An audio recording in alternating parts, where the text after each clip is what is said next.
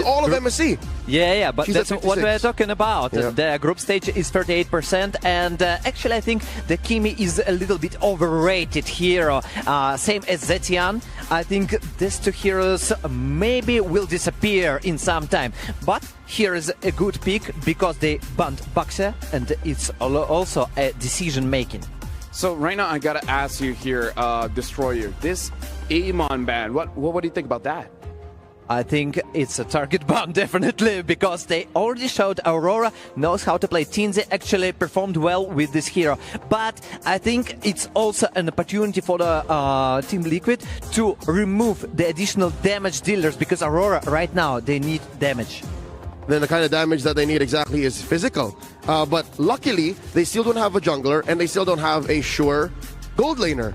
Irithel is still out in the wild. Granger is also still out in the wild. So there's many choices left for Aurora. I think Liquid are just kind of cordoning off the heroes that they're afraid of. There's the Hayabusa. Yeah, honestly, Hayabusa getting banned, good ban. We haven't seen a lot, but we know it's still very strong. Other assassins, we're still looking at something like the Joy, which is still getting picked up here and there. My real question right now is coming in from TLPH. I wonder what OHEB will pick up, because I look at the very good early to mid, but just to be safe, I kind of feel like you want to make sure some kind of late game scaling is still there. I think first priority for Team Liquid to ban enemy assassins is super good, and there are not much heroes left actually. If we speak about more utility, I don't think that they're gonna pick Fredrin. I still think that they need the damage. So Aurora is saving TNZ's pick, an assassin here.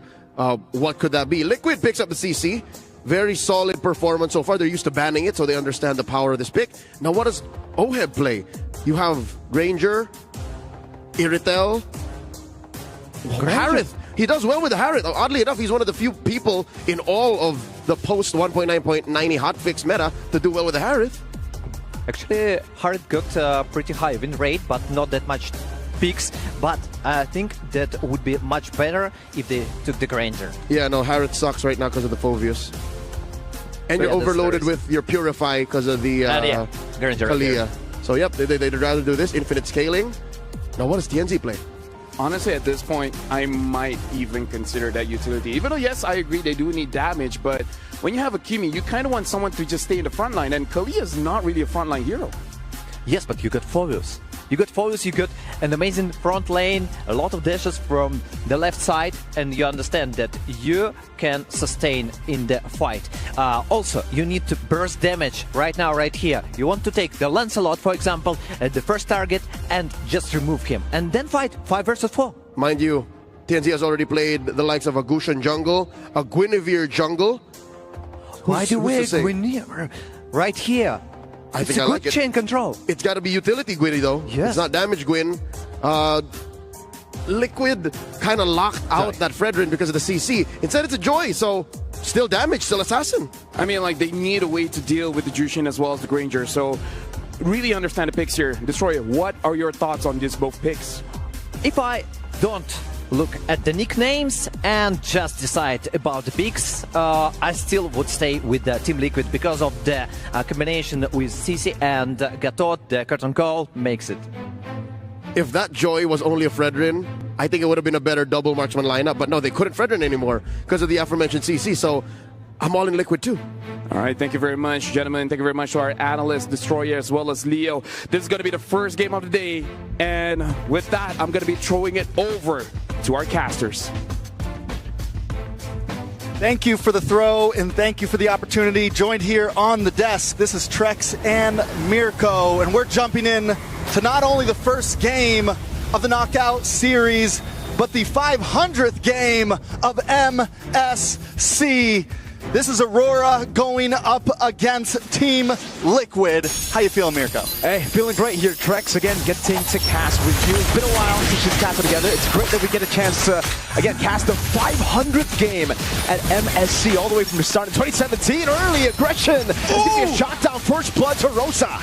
Already 30 seconds in, 40 seconds in, and we were already talking about the mid lane clash. JP taking a bit of damage, should be okay, but the mid lane clash is already there right now. really comes down to the mid-prio, dude. Like, when you have Kimmy, when you pick up Kimmy, it's already kind of guaranteed mid-prio. You add in the Kalea, that KK combo is a bit too much to handle, especially considering Liquid don't really have the best of clears and trades early on with the Juicin and Gatot. They kind of have to just play for the turtles, neutral objectives, play with that utility later on to set up with the carries in XP and Carl in the jungle. Yeah, I mean, taking a look at the mid from Aurora Gaming with these emblems, we've got Wilderness Blessing, we've got Speed, I mean, Quantum Charges around the map. They want to move fast, and we're already seeing the aggression come off early. And against a team like Team Liquid that likes to get aggressive as well, this is something, personally, I didn't really expect.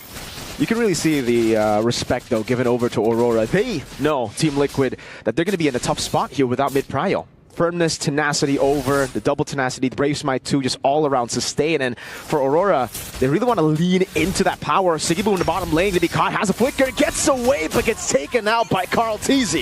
Very well done by Karl'Tez, securing a kill early on the Lancelot's going to be huge. Aurora, though, still trying to, I mean, it seems like Aurora, on the other hand, sticking together, looking for this turtle play. They have to go for a trade on the other side of the map, you know. They just lost their gold lane. Luckily for them, it is weak side.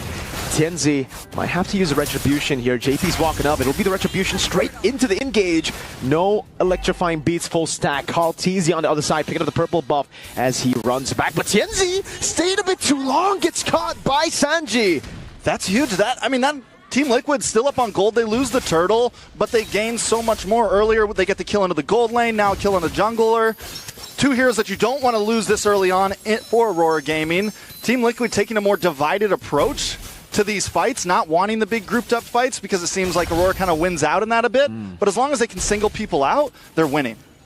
And you can see the instant punish, the capitalization right off the kill over to Tianzi. A green camp taken, the purple buff earlier traded for the turtle. It's immense value for the Lancelot in the jungle. Carl hasn't even taken his own orange. He might just be 2 levels ahead despite losing out on turtle. I mean, he gets the kill, doesn't need turtle. Who needs it when you're farming elsewhere on the map right now? Aurora Gaming, though, I think after losing Tianzi, all right, maybe we do need to slow it down a bit, but still, Rosa, I mean, just so aggressive, and this is what you get with the Kimmy. You get the ability to kite, you get the ability to constantly just stiff arm your enemy's way, but watch out for Sanji, should be okay. Things back to a stalemate. Where do we go from here? Do we think it kind of hits the brakes a little bit? Yeah, definitely.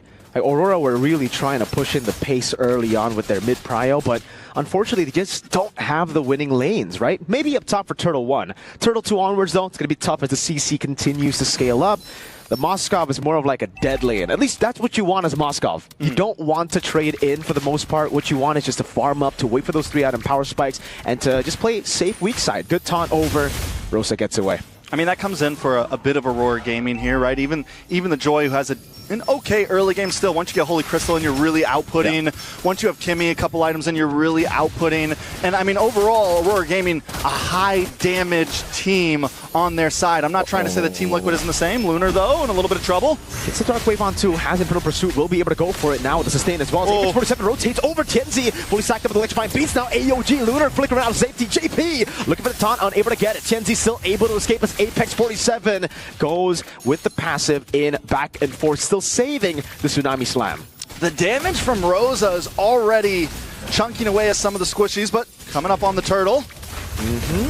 Lunar with a jump now. Oh, he's going to be caught. Great Phantom execution and a lift off from Sanji to get the kill. No Lunar. Apex hovering around. Rosa caught in the bad spot. Has to flicker, but Sanji walks up the Crimson Beacon, forcing the flicker out, and it will be free for TL. All right, so turtle for turtle.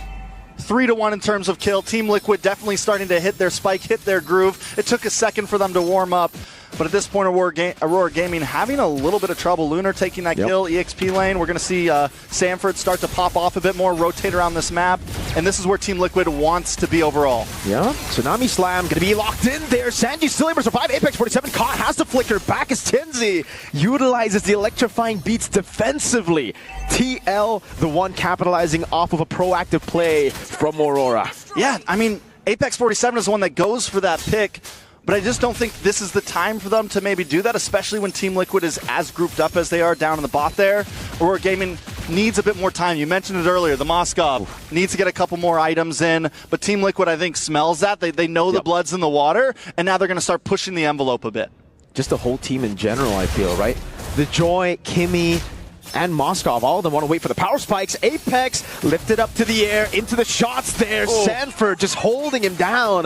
Oheb gets a kill. Now JP caught in the back spot. Dive in the back. Rosa able to escape. Sanford will get taken down. A trade in the end, but Sanji is on a killing spree. Yeah, a beautiful trade, especially the fact that the kill goes into Sanji's hands. Sanji's just looking clean. The tower falls as well at this point.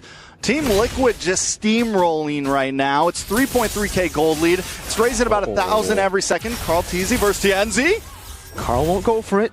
He already used the Phantom Execution earlier, and Aurora will have to start unleashing for Tienzi. He's fallen quite behind now, 2 levels down. Great reaction from Sanji. Crimson Beacon to evade from a possible Tsunami Slam pickoff. Not only that, but taking a look at the deaths on the side of Aurora Gaming, everybody's got one, which is good for Team Liquid. Everybody's taken a small piece. They've lost a chunk of gold, even on the side of Siggy Boom, who sometimes you don't want your gold laner to die too early. A little bit of damage on a Tianzi. Should be able to get away from there. Here comes Apex, though. Yeah, it's just going to be tough here to really look for any initiation.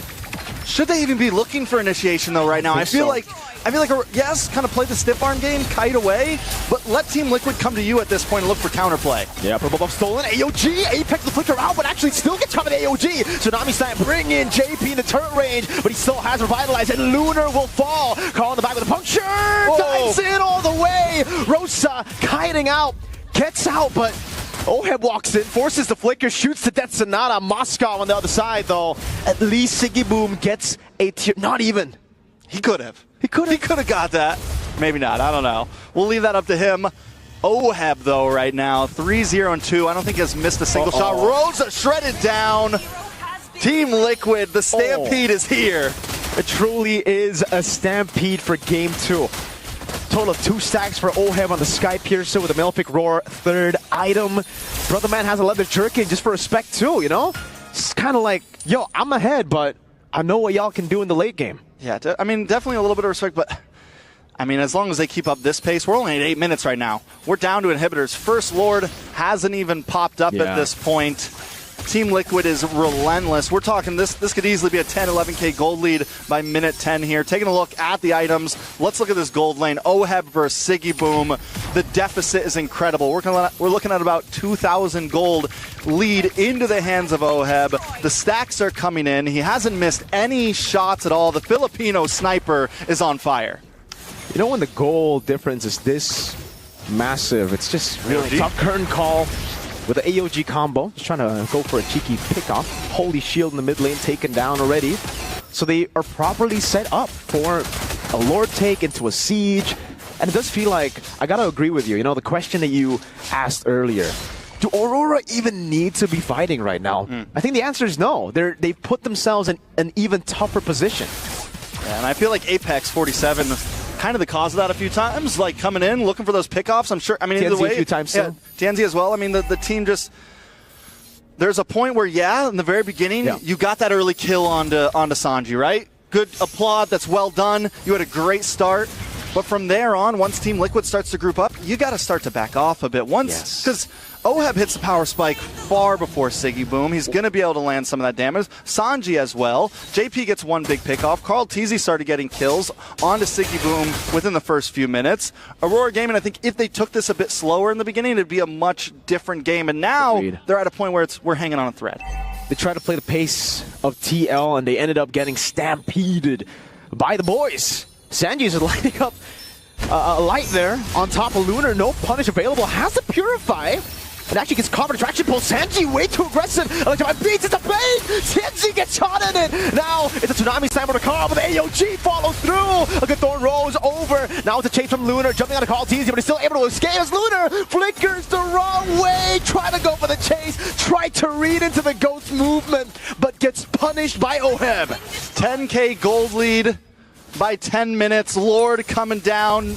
Only no Holy Shields left standing. Phantom Execution forward. Sanford just playing with the yo-yos, forcing out the blink and gets shot down by the Filipino sniper. Oheb picks up a kill from downtown. Now the mid lane, they're going to go for it again. Tianzi stacking it up. Sanford able to dodge away from the traction pulse. And when doing so, Rosa gunned down again by Oheb. With the sidestep shot Oheb on fire, Sanji on fire, Carl Teasy dancing in the base right now.